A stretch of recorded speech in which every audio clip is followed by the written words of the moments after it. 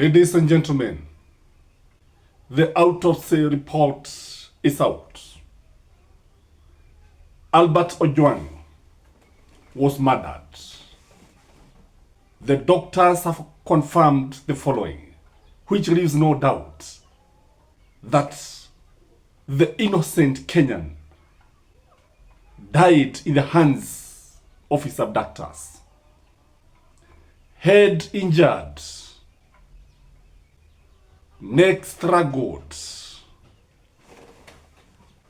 broken bonehead,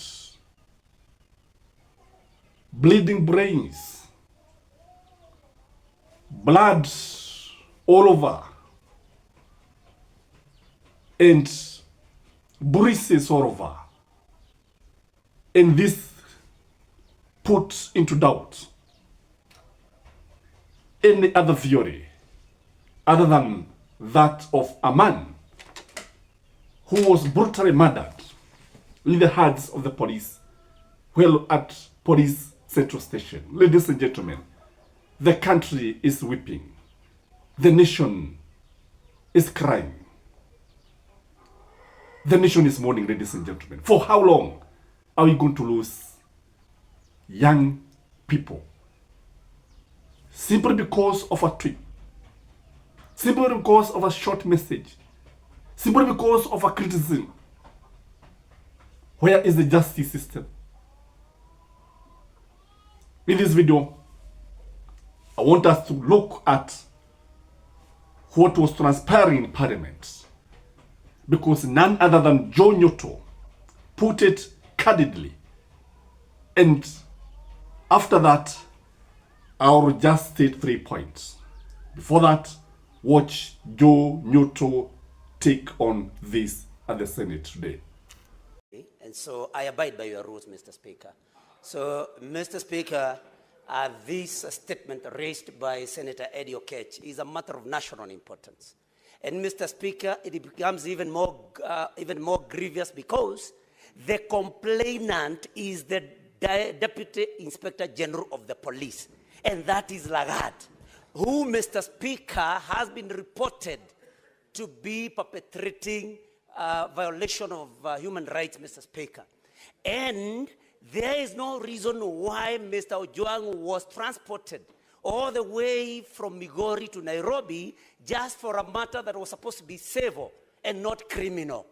Because, Mr. Speaker, if somebody is accused of libel or even of mudslinging somebody's name, that is civil, and the lawyers here can guide us, led by Senator Sifuna of Nairobi, that this particular young man should have been made to face, civil charges, and Lagarde should have sued for damages, Mr. Speaker. We saw the parent to this particular young man crying because it was something that nobody would have thought could have happened. Mr. Speaker, the results of the autopsy are out, and the results are that this young man could not have hit his head against the wall. We have seen images of the body, Mr. Speaker, and I suspect that even the eyes have been gouged out because you can see clear injuries along the eyes, Mr. Speaker. And we are very sad this afternoon because this is proof that the sitting government, led by President William Ruto, Mr. Speaker, is increasingly becoming very intolerant, especially of young people. We must get to know through the committee what this government fears from young people. All the way from Jerry, who just made a platform where people were supposed to express their feelings about the budget. All the way again to Buteregaos, Mr. Speaker. And it is not lost on us what happened a few years ago at Langata Road Primary School, Mr. Speaker, where some young pupils were tear-gassed when they were fighting against the grabbing of their playfield, Mr. Speaker. And so we must condemn this. And Mr. Speaker, as I conclude, I want to say that the blood of Albert Ojwang, the blood of all the Gen Zs that have been killed by this government will haunt this government forever. And this government has a leader by the name William Ruto. The most disgusting part of it is that some members of William Ruto's team were trying to actually blame Rigathi Gachagua and his team that Albert Ojwang was killed by Gachagua sympathizers so that the Luos can hate William Samoei Ruto. That is nonsense. And if that is the case, why have they not been arrested? Does it matter? Surely, a life has been lost. And then he start talking about this. This one tells us that some of these people have no empathy. They have no empathy for the families, for the citizens. And these are the leaders who are leading this nation. A country turned into a criminal enterprise where lives does not matter, where police kill anybody and they go scot-free. The complainant was Eliud Lagat, the Deputy Inspector General. This is William Samoei Ruto's point man. Truth be told, this is William Samoei Ruto's point man. William Samoei Ruto normally puts somebody at the helm, and he also puts somebody behind him to checkmate him. And the other day, Rigathi Gachagua complained about this man. The man is still scot-free. Yes, he's entitled to justice like anybody else. But anything short of arresting this man, anything short of taking this man and actually charging with murder, is just playing with the intelligence, just playing with Kenya's mind. The DCI is at the center of all this. That they could go all the way to Homa Bay and bring an innocent person in a civil case, so minor, because of one person, raises many questions, ladies and gentlemen. William Samoei Ruto, the blame lies on him. He is the head of government. He is the head of state. This is his person.